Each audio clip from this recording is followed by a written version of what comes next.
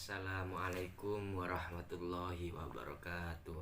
Perkenalkan, nama saya Abdus Syakur dengan NIM 070 20 121 020 dari Prodi Akidah dan Filsafat Islam, Fakultas Usuluddin dan Filsafat, Universitas UIN Sunan Ampel, Surabaya.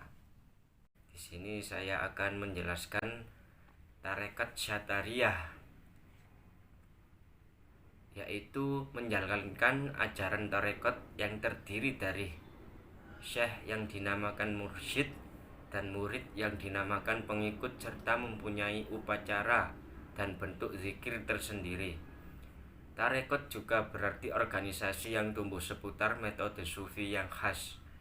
Masa permulaan, setiap guru sufi dikelilingi oleh lingkaran murid mereka, dan beberapa dari murid ini kelak akan menjadi guru pula.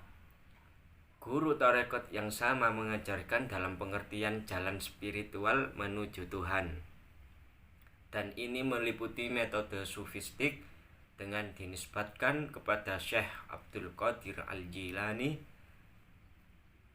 Tarekat ini juga demikian halnya dengan tarekat Syatariyah yang dinisbatkan. Dan ada pula sejarah dan perkembangan tarekat Syatariyah, yang bermula dari tarekat Syatariyah pertama kali muncul di India sekitar abad ke-15 Masehi.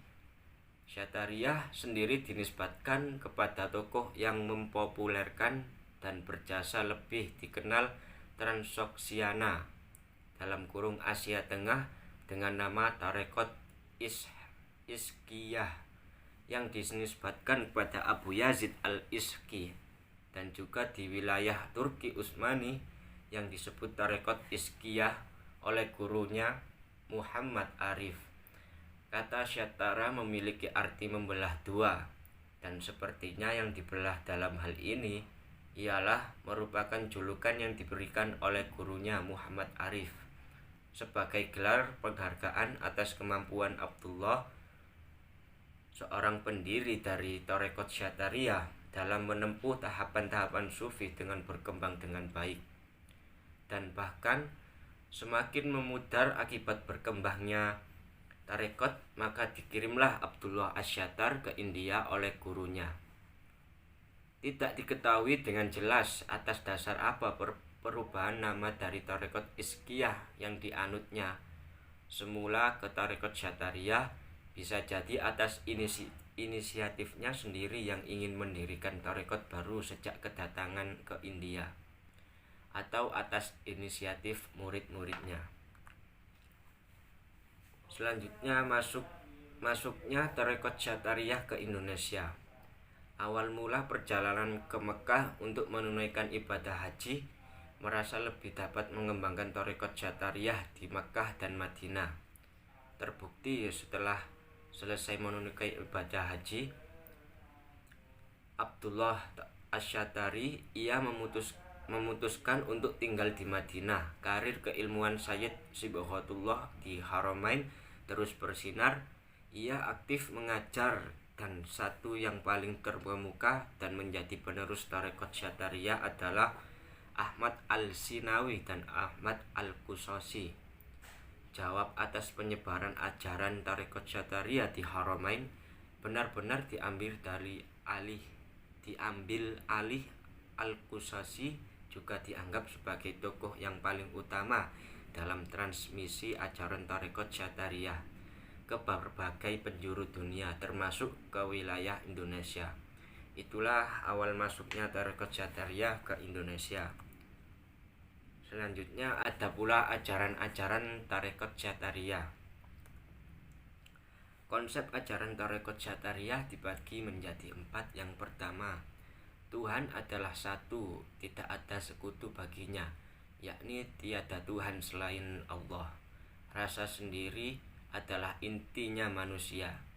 Manusia sulit sekali untuk mencapai tingkatan dapat melihat Tuhan. Hanya hamba-hamba pilihan yang dapat melakukannya. Dan yang kedua, alam adalah ciptaan Tuhan. semua gerak-gerik alam di bawah pengawasan Tuhan dan digerakkan oleh Tuhan. Langit, bumi, matahari, dan bintang diciptakan secara bersama-sama. Dan yang ketiga, manusia diciptakan oleh Tuhan dengan diberi nur, cahaya Muhammad, yang nur Muhammad berasal dari Tuhan, dan nanti bila manusia mati, ia akan kembali kepada Tuhan. Dan konsep ajaran tarekat Jatariyah yang terakhir, zikir, yaitu alat untuk membuka hati. Zikir yang diajarkan ada 7 dalam tarekat Jatariyah, yaitu zikir tawaf, zikir isbat fakot, zikir ismu zat, dan zikir ismu ghaib. Pandangan yang membangkitkan kesadaran akan Allah di dalam hati, tetapi tidak harus penganut tarekat Jatariyah.